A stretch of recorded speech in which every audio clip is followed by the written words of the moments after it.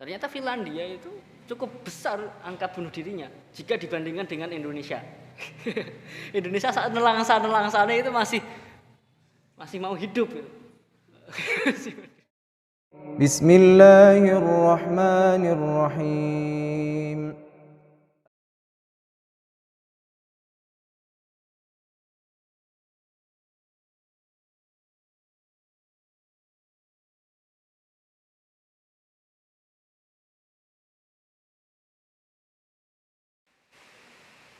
Innal hamdalillah nahmaduhu wa nasta'inuhu wa nastaghfiruh wa na'udzu billahi min syururi anfusina wa min sayyiati a'malina may yahdihillahu fala mudhillalah wa may yudlil fala hadiyalah. Asyhadu an la ilaha illallah wahdahu la syarikalah wa asyhadu anna Muhammadan abduhu wa rasuluh. Allahumma salli ala nabiyyina Muhammadin wa ala alihi wa ashabihi ajmain. Ma'asyiral muslimin, jamaah Tamasa Taklim malam Sabtu rahimakumullah.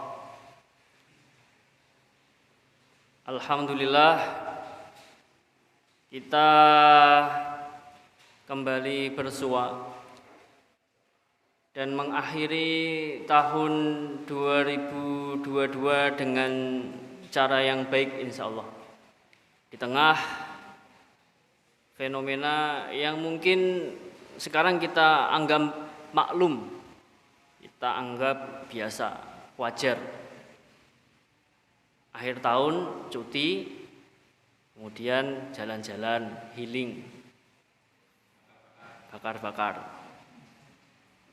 Tapi pertanyaannya adalah siapa yang menentukan ini adalah akhir tahun? Kenapa bukan pertengahan tahun?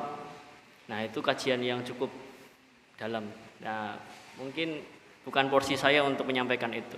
Ini hanya sebatas sinyal untuk mari kita sedikit kepo atau meragukan fenomena yang sebenarnya boleh jadi bukan berasal dari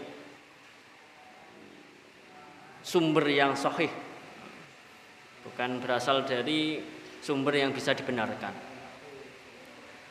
Segala puji bagi Allah Subhanahu wa taala yang telah memberikan kita rahmat, nikmat, sehingga kita masih dipercaya oleh Allah Subhanahu wa taala untuk menggenggam nikmat Allah. Salah satunya adalah istiqomah. Tidak banyak orang yang dipelihara oleh Allah dengan kemampuan beristiqomah. Kalau kita mau sedikit menghitung-hitung, meraba-raba, sebenarnya sumber dari kekuatan kita untuk terus-menerus di jalan Allah itu dari mana? Padahal sebenarnya kalau kita mau memilih untuk berhenti atau bahkan berbalik arah, itu sangat mungkin. Contohnya Tamasa ini. Saya sambil nyapu itu sambil mikir apa dihentikan saja ini Tamasa itu. Itu selalu ada itu bisikan-bisikan seperti itu. Kalau melihat sedikit yang ikut sengkuyung dalam menghadirkan taklim malam Sabtu ini, walaupun sebenarnya kalau saya mau berhusnudon, berpositif thinking, banyak sekali yang membantu dengan kemampuannya masing-masing. Mas Fahrizal dengan keterbatasan mobilitasnya, sehingga dia mendapatkan job desk untuk menentukan siapa yang mengisi taklim. Kemudian ada yang porsinya di bagian konsumsi, ada yang kemudian angkut-angkut teh, dan kehadiran Bapak Ibu sekalian pun itu termasuk bagian dari mensengkuyung tamasa ini. Bayangkan kalau saya ngisi sendiri tidak ada yang hadir. Itu bukan taklim namanya ya. Pantomim malah. Jadi tamasa ini marilah kita sama-sama anggap sebagai bangunan yang kelak akan kita tinggali di akhirat nanti seperti itu. Kan di dunia ini kan sebagai wahana untuk kita membangun rumah di akhirat nanti. Jadi paling tidak amal soleh kita niatkan ke sana. Salawat serta salam kita haturkan kepada Nabiullah Muhammad sallallahu alaihi wasallam. Semoga kita termasuk bagian dari umatnya yang kelak mendapatkan syafaat dari Nabi Muhammad sallallahu alaihi wasallam. Banyak sekali suri tauladan yang bisa kita ambil dari Nabi Muhammad sallallahu alaihi wasallam. Dari segala aspek, yang jadi orang tua ada contohnya, yang jadi anak ada contohnya, yang jadi pekerja ada contohnya, yang jadi apapun profesinya, apapun posisinya, selalu ada yang bisa diambil dari figur Rasulullah sallallahu alaihi wasallam. Pada akhirnya kita sama-sama berdoa semoga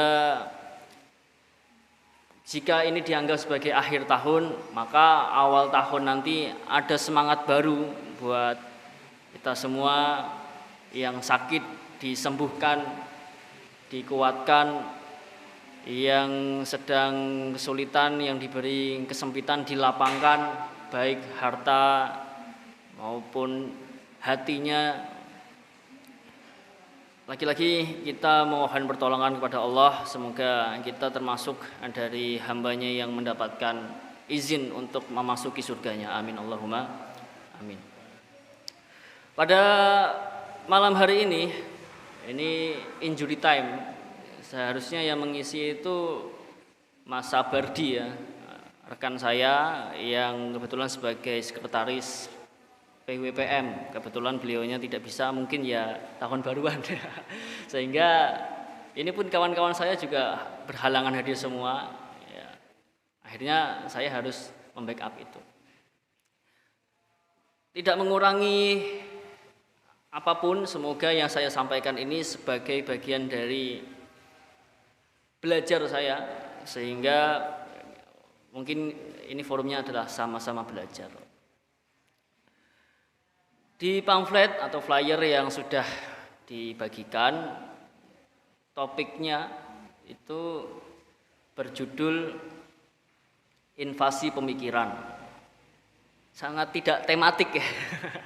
Kalau tahun baru itu kan harusnya istighosa, kemudian mawas diri. Nah ini kok invasi pemikiran. Ya mungkin nanti akan menyinggung ke sana, insya Allah. Sebelum masuk ke apa itu invasi pemikiran, saya masuk ke pemikiran dulu. Jadi manusia itu sebenarnya ya dikendalikan oleh pikirannya. Dan pikiran itu berangkat dari penguasaan bahasa. Ini saya mau masuk lewat bahasa dulu.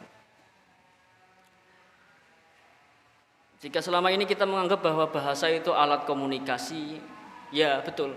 Kita bertukar informasi, bertukar kabar itu melalui bahasa. Tapi banyak sekali fungsi bahasa yang mungkin belum kita pahami. Salah satunya fungsi bahasa sebagai media emosi. Misalnya kita sedang main HP atau main gadget itu Pak. Lalu sinyalnya hilang atau tiba-tiba mati karena lowbat. Mungkin sebagian orang akan mengumpat dengan beberapa pilihan kata gitu. Atau sebagian orang kemudian astagfirullah. Nah, banyak sekali pilihan-pilihan kata untuk mengekspresikan perasaannya itu. Apakah dengan umpatan atau kalimat thayyibah itu akan berpengaruh pada HP-nya? Kan tidak. Artinya itu bukan fungsi komunikasi, tapi fungsi untuk mewadahi perasaan kita. Jadi kalau kita mengumpat atau menggunakan kalimat lain dalam mewadahi perasaan kita menjadi lega. Ada nggak yang jatuh kemudian diem aja? Pasti minimal aduh ya. Jadi kata aduh itu mewadahi perasaan kita jadi lega. Nah itu salah satu fungsi bahasa. Dan fungsi yang lain ternyata kalau kita mau sadari, ya kita bisa berpikir ini lewat bahasa. Kenapa ingatan paling tua kita itu mentok di usia paling tidak usia 4 atau 5 tahun. Ada yang di sini masih ingat apa yang kita lakukan di usia 3 tahun, 2 tahun, 1 tahun? Masih ingat ya? Gak ingat ya? Pas usia 1 tahun, 2 tahun itu ingat sedang ngapain itu? Ingat ya? Mentok-mentok usia 4, 5 tahun. Itu sudah saya survei ke teman-teman mahasiswa ya. Kalian ingatan paling tua kalian itu di usia berapa? 4, 5 tahun Pak. Saat itu belajar naik sepeda, jatuh, masih ada lukanya. Dan saya curiga itu sebenarnya tidak ingatannya, tapi diceritakan orang. Tapi minimal itu pengakuan orang ya. Ingatan yang paling tua itu usia 5 tahun. Kenapa seperti itu? Ternyata itu berkorelasi, berhubungan dengan kemampuan berbahasa. Jadi dengan dia belajar bahasa, mamah, papa, minum, makan. Ternyata bahasa itu merekam ingatan.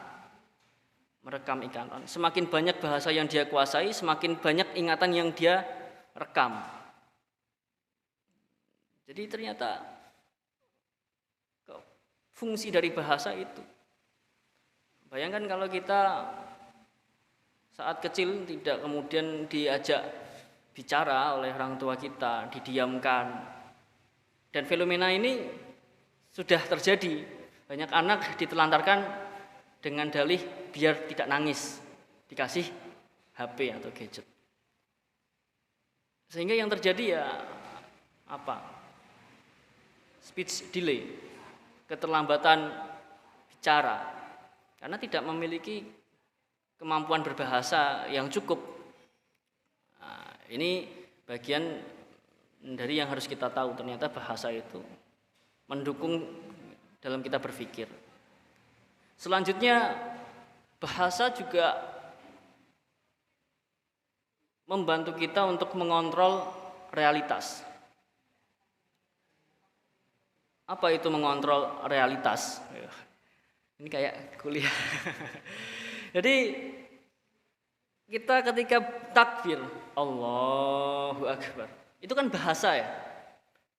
Yang membedakan lafadz Allahu Akbar itu apa?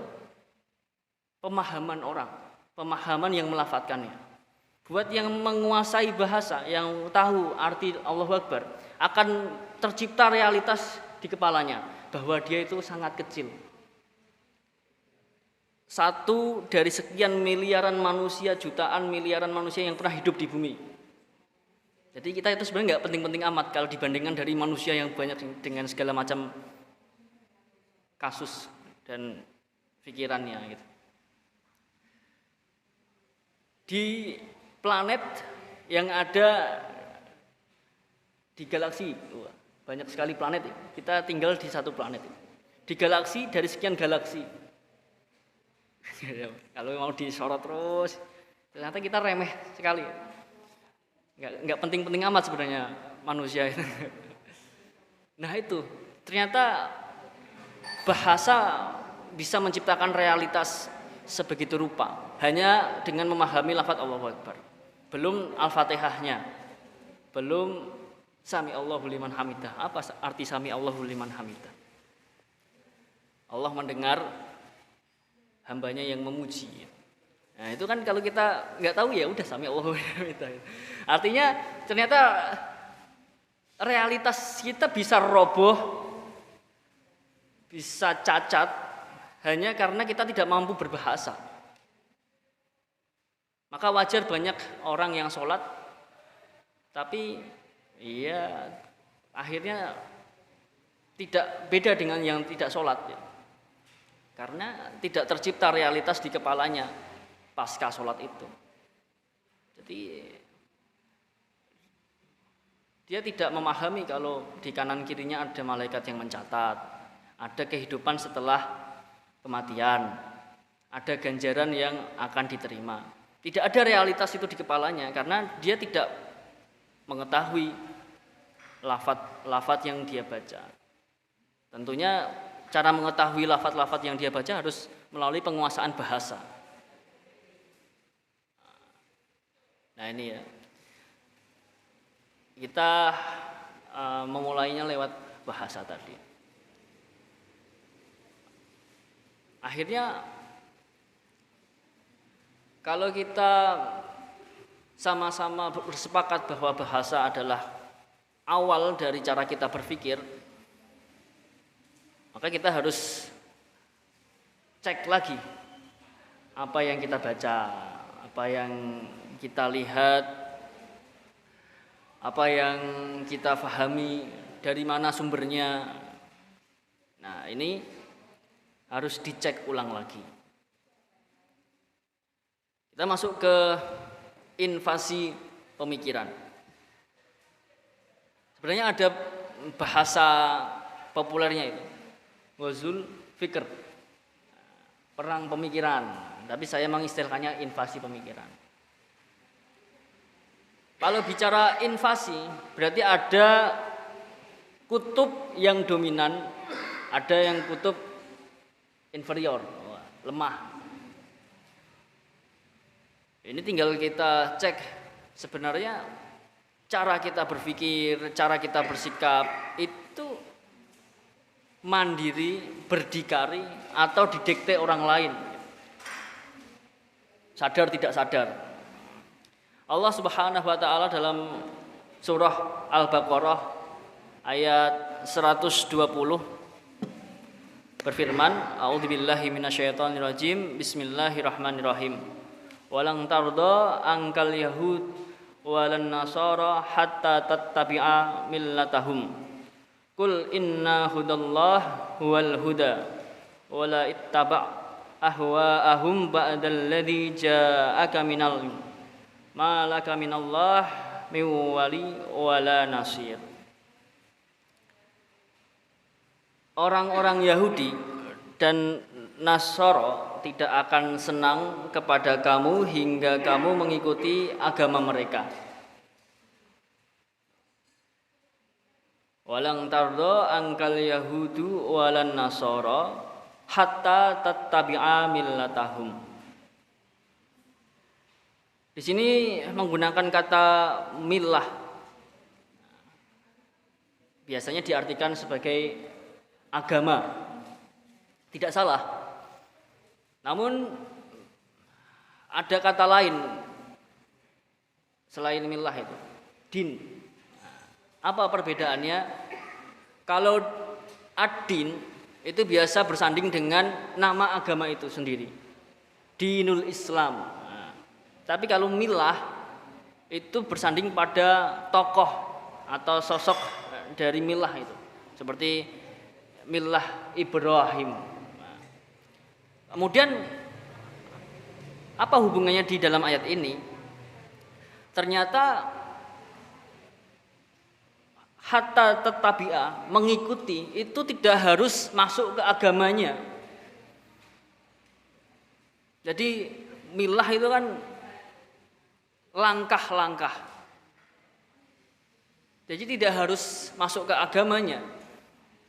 Sudah melangkah mendekati ke sana, itu sudah masuk ke dalam kategori ini, hatta tattabi'a, mengikuti. Jadi Yahudi, Nasrani itu hanya sebagai contoh yang dekat saja tidak rela kalau kaum muslimin itu tidak ikut bagian di dalam milah mereka, apalagi yang bukan Yahudi dan Nasara. Maka tidak heran di Myanmar ya, ada Buddhis, agama Buddha yang dikenal kasih sayang, sampai membantai kaum muslimin di Rohingya. Jadi jangan kemudian difahami bahwa secara tekstual hanya Yahudi dan Nasrani yang tidak rela kaum muslimin itu mengikuti milah mereka. Ini hanya gambaran bahwa Yahudi dan Nasrani itu secara kekerabatan dekat dengan Islam. Hanya saja kemudian menyimpang. Bahkan Rasulullah SAW itu selalu menggambarkan kaum Yahudi dan Nasrani itu ahlul kitab.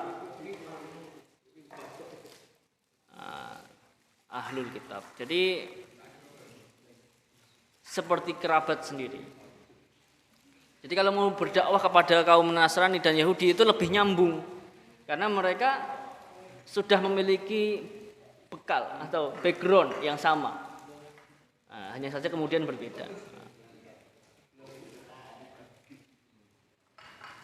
Selanjutnya, Qul inna hudallah huwal huda. Sesungguhnya petunjuk Allah itu petunjuk yang benar. Ini kemudian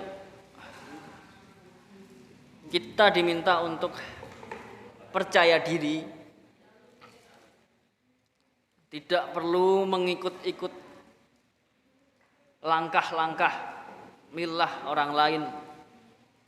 Sedangkan langkah kita itu sudah dinas menjadi langkah yang benar. Huwal huda, petunjuk yang benar. Maka sering kita berdoa, Allahumma arinal haqqa haqqa warzuqna tibaa wa arinal batila batila warzuqna tinaba. Kalau kita mau kaji tentang apa itu orientalisme, sering kita mendengar orientalis. Sebenarnya orientalis itu apa? Ya munculnya istilah barat, timur itu ya ciptaan dari orientalisme.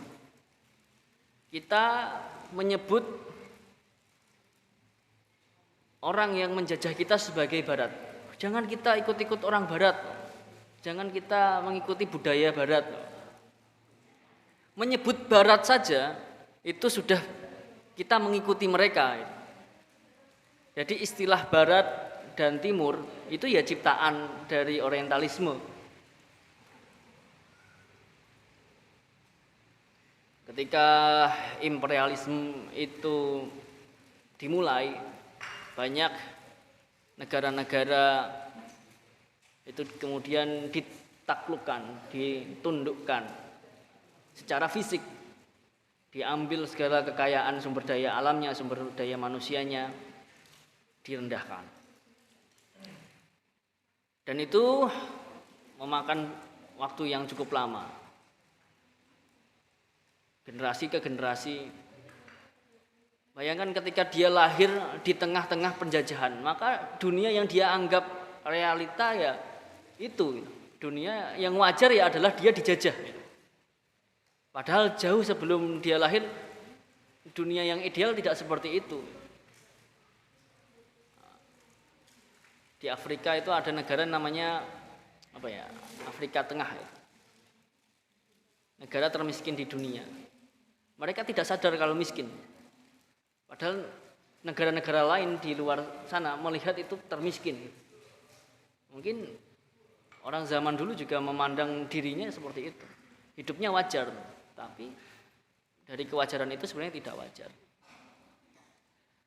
Nah, setelah berabad-abad di fase imperialisme, kemudian ada keseragaman di setiap negara, itu kemerdekaan. Nyatanya setelah merdeka, banyak negara-negara dunia ketiga bekas jajahan itu tidak bisa menghilangkan dampak dari penjajahan itu. Salah satunya ya mental inferior itu. Semuanya tidak bisa dikatakan sahih kalau belum mendapatkan restu dari barat tanda kutip tadi. Piala dunia, wah ini contoh. Orang belum dikatakan keren dalam bersepak bola kalau tidak memenangkan Piala Dunia. Kenapa tidak AFF yang disebut orang jago main bola? Kenapa harus mendapatkan restu Piala Dunia ini di bawah naungan FIFA yang mendapatkan hadiah Nobel? Kemudian survei negara paling bahagia menurut PBB, kita harus mengamini itu bahwa yang disebut negara paling bahagia itu Finlandia. Oh iya, Finlandia, Pak. Kita harus mengikuti cara mendidik atau pendidikan di Finlandia. Ternyata Finlandia itu cukup besar angka bunuh dirinya jika dibandingkan dengan Indonesia. Indonesia saat nelangsa itu masih mau hidup. Itu kan perkataan PBB, dan kita negara dunia ketiga membeu. Wah, benar ya. Lalu kita harus lihat indikator bahagia menurut PBB itu apa? Kok bisa disebut sebagai negara paling bahagia? Itu kalau mau kita Google ada 10 negara paling bahagia. Paling pertama itu Finlandia. Ternyata kalau kita mau cek angka bunuh diri, kan ukuran paling gampang kan bunuh diri ya. Disebut orang itu bahagia atau tidak. Maksud ada orang bahagia bunuh diri. Ukuran paling mudah kan bunuh diri. Artinya dia sudah tidak nyaman hidup gitu. Berarti kan hidupnya enggak bahagia, bunuh diri. Dibanding Finlandia, itu dicek silahkan. Berarti apa ukurannya kalau mau melihat kontradiksi itu? Mungkin sebagian kita menilai kebahagiaan itu ya diukur dari keluarga mungkin ya. Sebenarnya kebahagiaan kita itu sumbernya dari mana itu? Ya, kalau mau dilihat mungkin keluarga ya. Keluarganya baik saja, sakinah mawadah itu kan sudah bahagia ya Pak ya. Udah nggak butuh yang lain-lain gitu. Pokoknya tentrem, pulang ke rumah ayem. Itu kan standar umum kebahagiaan. Tapi kalau mau kita samakan standarnya, standar bahagia adalah keluarga. Bagaimana Barat itu bahagia? Lalu mereka tidak mau berkeluarga dengan melihat fenomena free sex misalnya. Ini ada satu reality show, judulnya itu Who is Father? Saya lupa judul reality show-nya. Reality show ini acara yang hendak membuktikan anak ini anak yang syah dari kedua orang tua ini atau tidak. Jadi dicek, kan biaya tes DNA mahal. Dan ada reality show yang membiayai itu, tapi di blow up, ditayangkan. Ada sepasang suami istri yang istrinya mengklaim ini anakmu, yang laki-laki meragu ini bukan anakku. Maka di tes DNA kemudian diumumkan ada penontonnya itu. Kalau benar yang perempuan senang. Kalau bukan anaknya yang laki-laki yang senang. Sama sejauh itu, dan itu menjadi tayangan umum, ditonton orang banyak. Dan apa kalau sekarang trending. Tayangannya itu ratingnya tinggi. Sebegitunya. Kalau anak tidak tahu ayahnya masih wajar ya. Nah, ini sampai ibu sampai nggak tahu ayahnya ini siapa, ayah dari anaknya ini siapa. Jadi kalau gambaran zaman jahiliyah dulu di Arab ya seperti itu gitu. Sampai-sampai tidak tahu itu bapak dari anaknya itu siapa. Kalau di zaman jahiliyah itu kan pelanggan-pelanggannya dikumpulkan ketika seorang pelacur, mohon maaf, itu hamil. Pelanggan-pelanggannya dikumpulkan, kemudian diundi siapa yang nanti menjadi bapak dari jabang bayi ini. Wah, sudah ditunjuk harus mau jadi ayahnya. Setelah ditunjuk lahiran, kok nggak mirip. Dan itu sudah menjadi hal biasa di zaman jahiliyah. Dan ternyata terulang di zaman sekarang. Naudzubillah. Jadi semoga apa yang viral, apa yang trending itu bukan selalu menjadi patokan untuk kemudian diikuti. Nah, seperti itu. Tadi diwanti-wanti hatta tatabi aminatahu. Kemudian dilanjutkan wala ini tabak tu wala in taba'ta ahwa'ahum ba'dalladzi ja'aka minal ilm. Dan sesungguhnya jika kamu mengikuti kemauan mereka setelah pengetahuan datang kepadamu. Ini yang menarik. Jadi Allah Subhanahu wa taala membandingkan langkah-langkah mereka dengan langkah-langkah kita. Kalau mengikuti mereka itu hanya sebatas hawa nafsu, ahwa'ahum. Sedangkan kita sudah memiliki pengetahuan yang diberikan oleh Allah Subhanahu wa taala.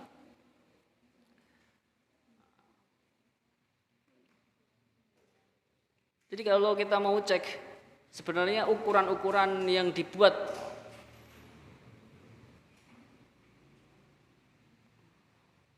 dan kemudian banyak kita ikuti hari ini tidak lepas dari kesenangan hawa nafsu saja.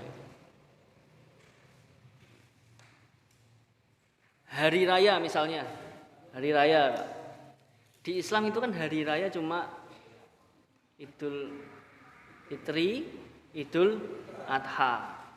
Tapi manusia itu kok rasanya kurang jos. Rasanya kurang jos. Pinginnya perayaan. Misalnya ada apa lagi dibuat perayaan. Kalau kita mau lihat kalender itu banyak sekali perayaan. Hari Ibu, Hari Ayah, Hari Kucing Sedunia. Itu memang tabiat manusia. Kalau mau dibuat ukuran itu selalu ukurannya itu kesenangan, hawa nafsu. Padahal ukuran yang dibuat oleh Allah itu ya sudah dicukupkan saja. Dah 2 itu aja dibuat hari raya, dipol-polkan, sembelih, kurban. Jadi kalau mau kita akumulasi kesenangan kita setahun itu ya diakumulasikan di Idul Kurban. Kalau mau kita akumulasi kebahagiaan kita setahun itu ya diakumulasikan ke Idul Fitri. Misalnya mudik ya semudik-mudiknya gitu. Kalau kurban sekurban-kurbannya. Tapi kan sayangnya kita bagi-bagi. Wah ini tanggal merah, uang tabungan kita buat Idul Kurban diambil dulu buat hari raya itu kan gitu. Nah, padahal ini ukurannya gitu. Sudah mendapatkan pengetahuan dari Allah tapi memang kadang-kala kita mengikuti langkah-langkah itu yang biasanya sumbernya dari ya senang-senang. Apakah salah? Ya mari kita cek masing-masing ya. Kalau mungkin porsinya terlalu banyak ya salah juga itu. Nah konsekuensinya akhirnya maka Allah tidak lagi menjadi pelindung dan penolong bagimu. Ibaratnya sudah dikasih kisi-kisi ya. Jangan mengikuti langkah-langkah mereka, kemudian jangan mengikuti hawa nafsu, tapi kita seringkali masih luput. Ya, semoga kita tidak menjadi bagian yang tidak mendapatkan perlindungan dan penolongan bagi Allah.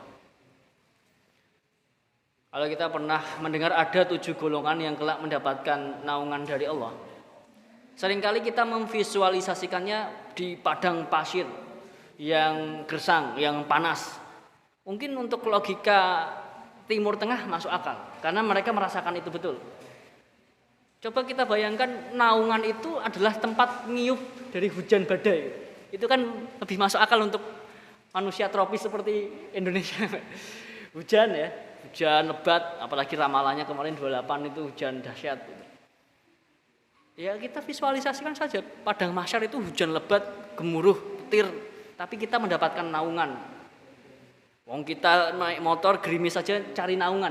Wah, pinggir jalan kios-kios sudah penuh, kita harus ke kios yang lain sampai kehujanan. Hanya naungan karena dari gerimis. Bayangkan kalau padang mahsyar itu hujan badai, lebat, terus kemudian hanya kita yang mendapatkan naungan. Bahagianya luar biasa. Ya semoga kita mendapatkan perlindungan itu. Kembali ke invasi pemikiran tadi ya, atau ghazwah, perang. Jadi ghazwah ini diartikan sebagai konfrontasi yang menimbulkan keterancaman.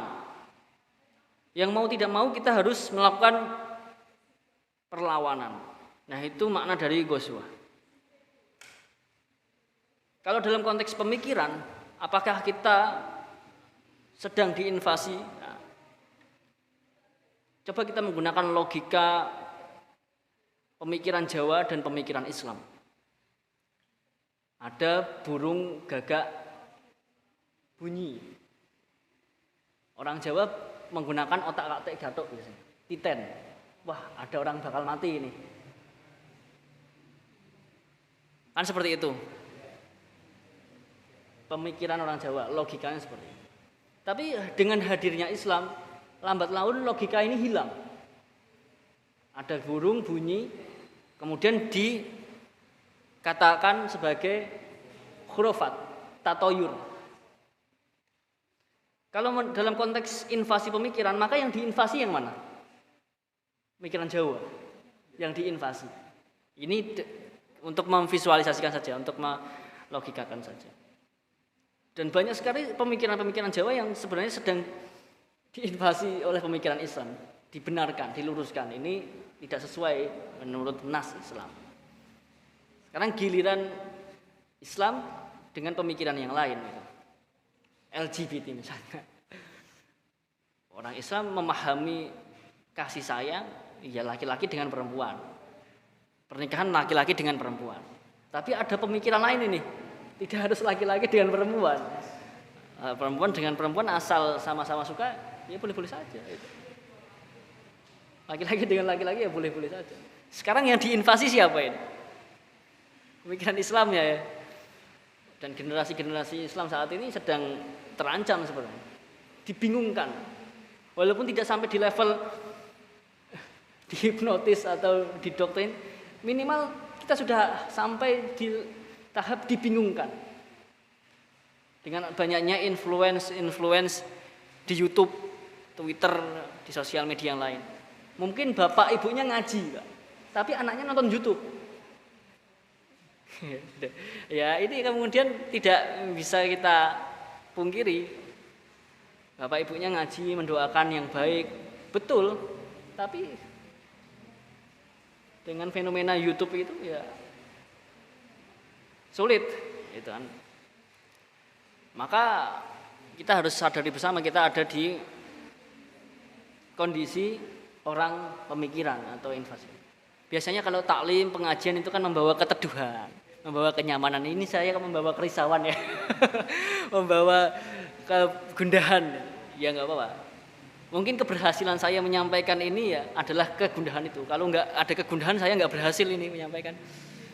Nah, kalau mungkin tamasa-tamasa sebelumnya membawakan tema yang meneduhkan, ayem itu setelah sepekan pusing dengan urusan kantor, urusan rumah, ke tamasa mencari ketenangan. Nah, saya mencari keributan, mencari kegelisahan.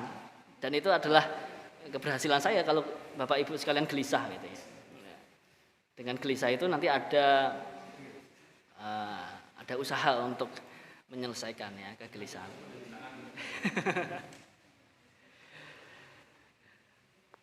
Rasulullah SAW pernah bersabda, kamu akan diperebutkan oleh bangsa-bangsa lain sebagaimana orang-orang berebut melahap isi mangkok.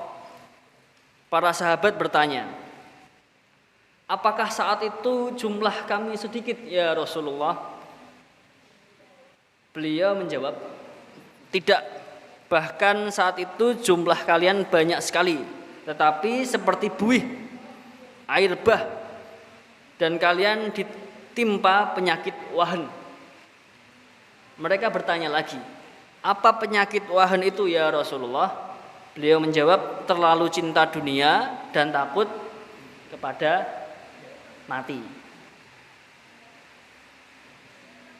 Sudah mulai terlihat belum ya? Sudah terlihat ya? Kaum muslim, orang Islam banyak sekali. Dulu Cak Non itu pernah meramal Indonesia melalui puisinya. Lautan Jilbab. Dulu kan sedang susah ya, orang berjilbab itu kan susah. Dan itu diperjuangkan oleh banyak-banyak tokoh intelektual, tokoh Islam. Termasuk Cak Nun itu. Meramalkan besok Indonesia akan menjadi lautan jilbab. Dan benar, hari ini lautan jilbab. Kalau ngajar keperawatan itu jilbaban semua. Bahkan universitas negeri itu ya mayoritas jilbaban sekarang.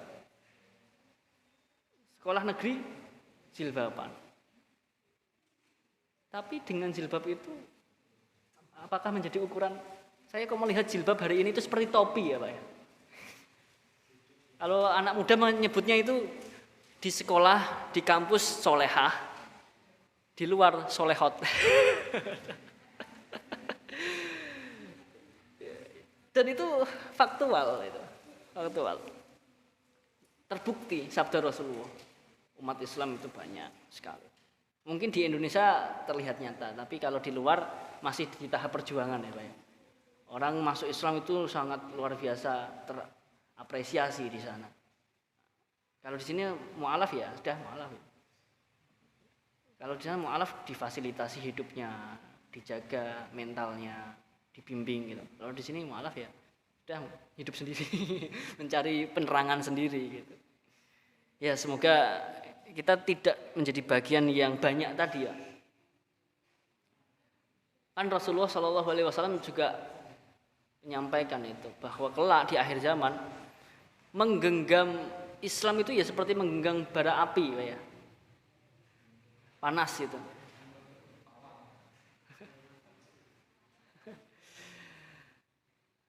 Kok bisa diistilahi panas gitu ya? Ya mungkin karena dengan berislam itu banyak sekali yang kemudian ribet, susah. Ya, contohnya saja sholat tepat waktu gitu. Padahal di negara yang mayoritas Islam ya, di sholat tepat waktu itu kok kayak rikuh gitu, kayak berat, sungkan, malu biasa. Ya. Ini baru di negara yang mayoritas Muslim. Jadi kayak memegang bara api, panas itu, pinginnya dilepas saja gitu.